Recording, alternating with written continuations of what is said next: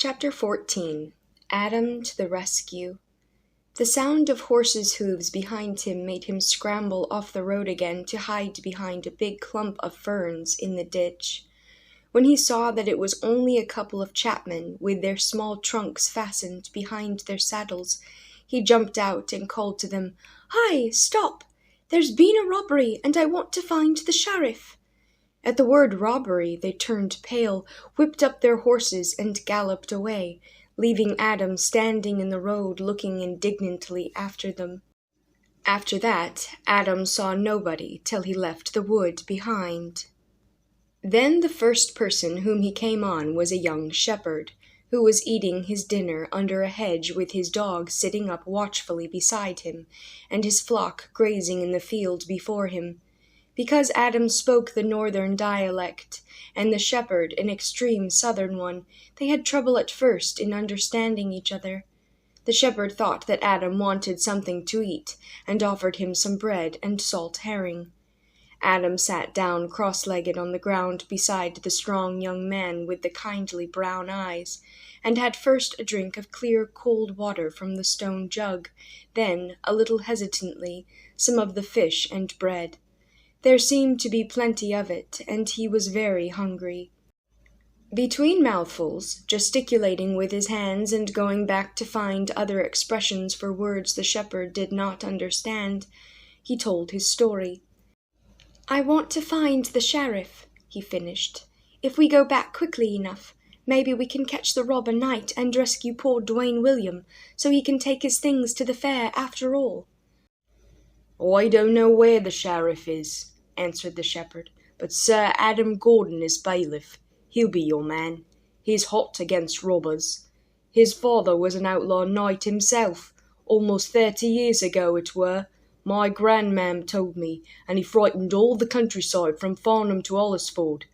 Then the king, but he was the Lord Prince then, challenged him to single combat, and they fought each other to a standstill.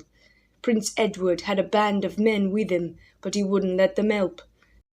So he and old Sir Adam shook hands, and Prince Edward became king and made old Sir Adam bailiff of Alton, and now his son, young Sir Adam, is bailiff after him, and keeps this country clear of robbers."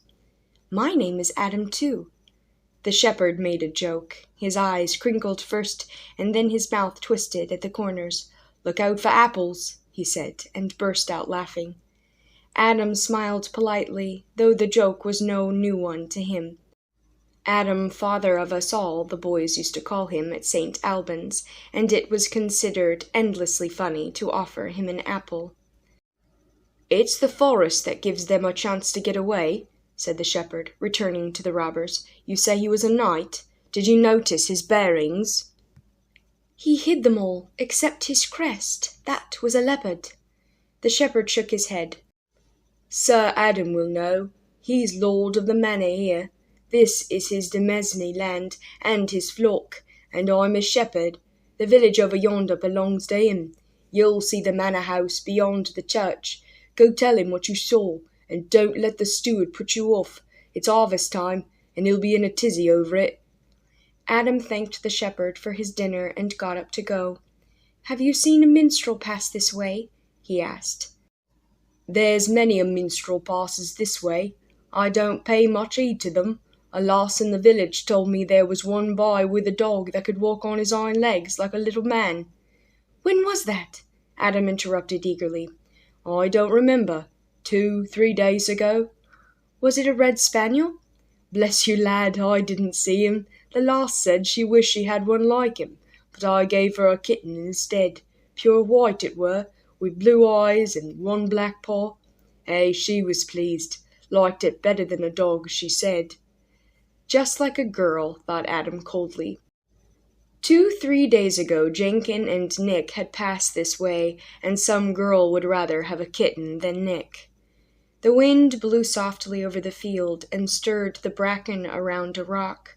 A bird perched on a sheep's back to look for ticks, and the sheep went on cropping the short grass without noticing it.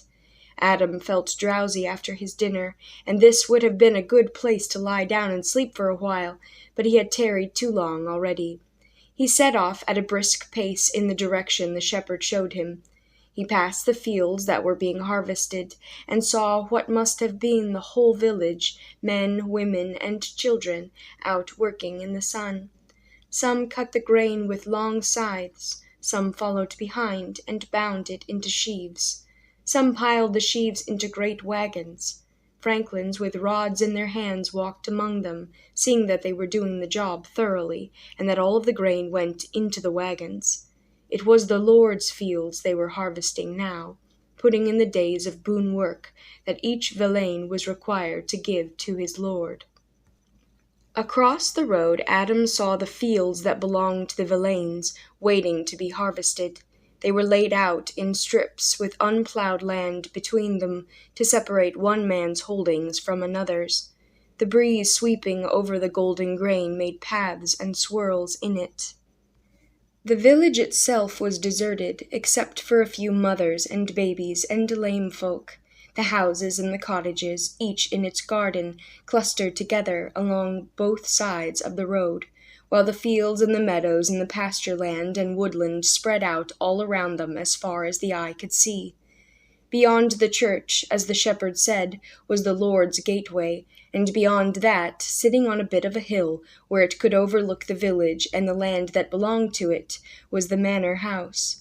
It was not easy for a boy with torn clothes and no cap to convince the Lord's servants in the height of the busy harvest season that he had important business with the lord of the manor. Without his harp, Adam could not even claim a minstrel's right of entrance. Determinedly he stood his ground with each one he met, with porter and with usher and with steward, and he found that if he repeated the words "robber knight" often enough and clearly enough, he did eventually get passed on from one man to the next in order. It was mid-afternoon, and the church bells were ringing for evensong before he finally won through to Sir Adam, who was in his counting-room conferring with his reeve about the harvest. The reeve had a notched tally-stick on which he was figuring this year's yield, and the knight had a parchment roll on which was written last year's score, and between the two they were growing each minute more mixed up and cross. "Well, what is it, boy?" snapped Sir Adam. He was a powerfully built young man, much less handsome than his own shepherd, but with the habit of authority. "Please, Sir Knight, are you the bailiff?" said Adam respectfully. "Yes," answered the knight, "I am. What then?" "Can you catch robbers and put them in a dungeon?" "Yes," Sir Adam smiled, as if he had not quite meant to. "I can. Have you got some robbers?" "Yes," said Adam, copying the knight's style, which he admired. "I have. At least, we can get them if you hurry. They're up the Farnham Road in the forest. They took Dwayne William of Dover and his pack-horses and his servants, but I got away. There were 5 of them, and the leader is a knight. He is painted over the charge on his shield, but his crest is a leopard." Sir Adam and his reeve exchanged looks. Both stiffened to attention. "What did I tell you?" said Sir Adam to the reeve. "That's de Rideware without a doubt. I've suspected him this long time. You're sure of the crest, boy?" "A leopard rampant," repeated Adam firmly. Sir Adam began to snap out orders. "Call Walter. Tell him to bring my hauberk and sword. Have Gerald get horses. You go yourself and collect me men with crossbows. We ride at once." The manor house, which had been sleepy in the afternoon sunshine, began to ring with the sound of running feet, of quick commands and clattering metal. Sir Adam Squire of the Body brought his coat of chainmail and helm, his shield and sword and spurs. His squire of the stable brought his horse, with trappings on which were blazoned, as on his surcoat and shield, the gird and arms. No hiding of his bearings for Sir Adam. From all directions men came running, some with long bows and some with the more powerful crossbows. In an amazingly short time a band of men was ready to ride out. At its head was Sir Adam, and beside him, oh, wonder and joy, was Adam, son of Roger, on a brown palfrey to show him the way. Behind them were several squires, and the reeve, and then the archers, As they rode from the village, the people, home from the fields, crowded to the roadside to watch them pass, and several of the young men ran for their bows and followed on foot. Adam rode along in a state of high glory, wishing with all his heart that Roger could see him now, that Hugh and Godfrey could see him, and Perkin and Jill and John Ferryman. He watched for his friend the shepherd as they went by the pasture, and made up for all the others who were not there by standing up in his stirrups and waving violently to the shepherd. Into the forest they rode, and everyone whom they met stepped off the road into the ditch to let them pass. It took much less time to get back to the place where the robbers had jumped out of ambush than it had taken Adam to go from there to the village. "We're almost there," said Adam. "Look, that's the tree where I hid, over there, and now you can see where the road is all cut up with hoof prints, and there's where they went into the wood." Without pausing, Sir Adam turned into the path. "Fall back, boy," he ordered, "and ride in the midst of the men. You're too exposed here." Adam regretfully fell back. Still, he comforted himself. He was lucky to be here at all. He told the squires about Roger and Jenkin and Nick, and how he lost his harp. "We'll get it back for you," said one, "and then you can show us what kind of minstrel you are." The path led deeper and deeper into the forest. Sometimes they had to bend over to keep from being scraped off their horses by boughs of trees. They rode silently. Even Adam stopped chattering after a while, and felt his heart beating faster. Any minute, he thought uncomfortably, an arrow might zing through the air before his nose, or nearer. They came to a park where the trees were sparser and the ground beneath them was cleared of undergrowth. A whole herd of fallow deer moved calmly here, scarcely even troubling to look up when the silent band of men rode past.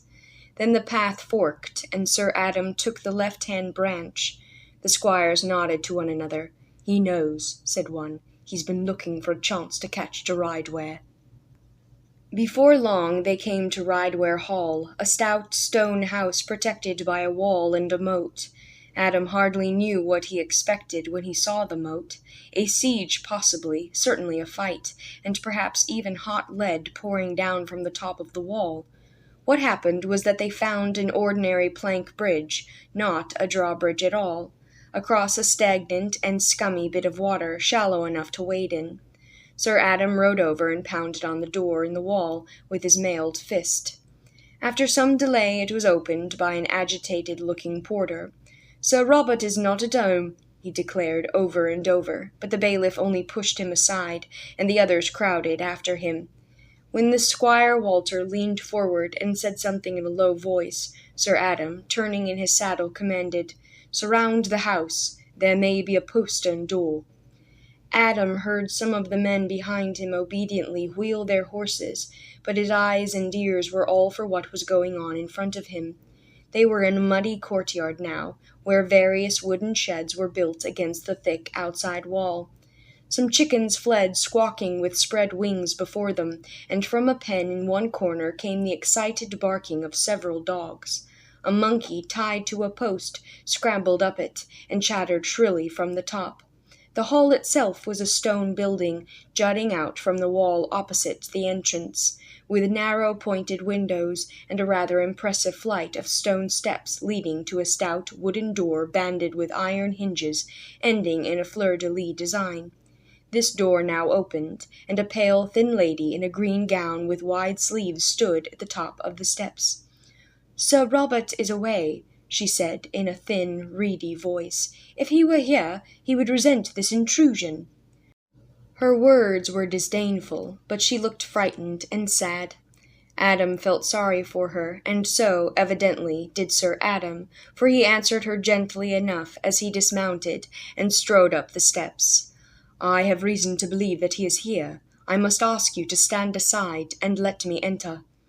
His squires followed him with their hands on their swords, and after them, alternately craning his neck to look over shoulders and ducking his head to look under elbows, went Adam. Lady de Rideware gave way without further argument, and they all marched unchallenged into the hall.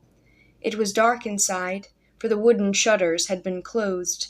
The first thing was to get them open. In the light that came bit by bit, Adam saw a long room with rough stone walls. The hearth was in the center, heaped with cold ashes and half-burned logs. Down both sides ran rough board tables and benches, and at the sight of these Adam drew in his breath.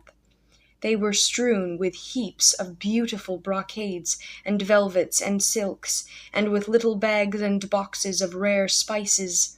In that gray, chilly, musty hall, the brilliant scarlets and blues and golds of the merchants' wares made a rare show of color, and the rich fragrance of the spices rose above the dank smell of the dirty rushes on the floor. On the benches, bound and gagged, sat the merchant of Dover and his 2 servants, showing in their eyes and joyful squirmings their sudden relief from fright and anger. Confusion followed. Sir Adam ran up the stairs at one end of the hall to the solar above, looking for the missing knight. Others searched in the chamber below, and in the buttery and the cellar. In the excitement of the search, they forgot to free the prisoners, who beat on the floor with their feet, and uttered muffled squeals to call attention to themselves. Adam took his own knife out of his wallet, and with some difficulty managed to hack away in the bonds first of the merchant, and then of the 2 servants. "He escaped through the postern when he heard you coming," cried Duane William. "Don't haste time looking for him here." At the same moment a shout from outside drew everyone to the windows. "They've found his trail," shouted Sir Adam. "Walter, you and Hubert stay here and see the merchant and his goods safely out on the road again. Keep Rolf and Harry with you, in case of trouble. Simon, Gerald, the rest of you, with me." Stamping and clanking, they were gone. The clatter of horses' hoofs in the courtyard was followed by shouts, and the thudding of hoofs on the grass on either side of the moat. Walter and Hubert, and Rolf and Harry, the yeomen, watched from the windows with undisguised disappointment the departure of the rest of the band without them. "They'll get him this time," said Walter, turning away at last. "Caught red-handed. He'd better run if he wants to keep his head on his shoulders." Lady de Rideware had vanished. Duane William and his men were folding up the goods and repacking the saddlebags, groaning over the silk's must and the spices spilt. It would be at best a lengthy process to get all those things back again into the proper bags in the proper order, and Duane William's nerves were in no condition to make short work of it. He fussed over the folding and refolding of each piece. He changed his mind 3 times about the particular box of spice and length of velvet that he would give to Sir Adam as a thank offering. The squires tried to hurry him up, but soon, seeing that they only made him more nervous and therefore slower than ever, they gave it up, and amused themselves by practicing with Rolf's crossbow, using the shabby canopy over the knight's seat at the high table as a target. Adam prowled about, looking for his harp, which he found at last among the rushes under a table. Except for a piece chipped off in one corner, it was unharmed. He tuned it lovingly and plucked the strings. "It's lucky there's a moon tonight," said Squire Hubert, casting a resentful glance at the merchant who, standing in a long ray of late sunshine, still folded and unfolded and refolded lengths of material, "or we'd never get home." "I wonder if they've caught de Rideware yet." "They'll come back this way when they do, surely," said Walter. "Since we aren't with them, we may as well be here as anywhere." "What songs do you know, boy?" Adam perched on one end of the table, and swinging his legs in time to the music, he harped and sang, "Trolly-lolly-lolly-lo, sing trolly-lolly-lolly-lo, my love is to the greenwood gone, now after will I go, sing trolly-lolly-lolly-lolly-lo." It was a catchy tune that Roger had taught him. They took it up, the 2 young squires and the yeomen. On the second round, Adam changed it. "The robber knight's to the greenwood gone, now after we go." To their surprise, Duane William joined in with, "Sing trolly-lolly-lolly-lolly-lo." The packing was finished. "Sing trolly-lolly-lolly-lolly-lo," squeaked Oswald, 3 bars behind everyone else.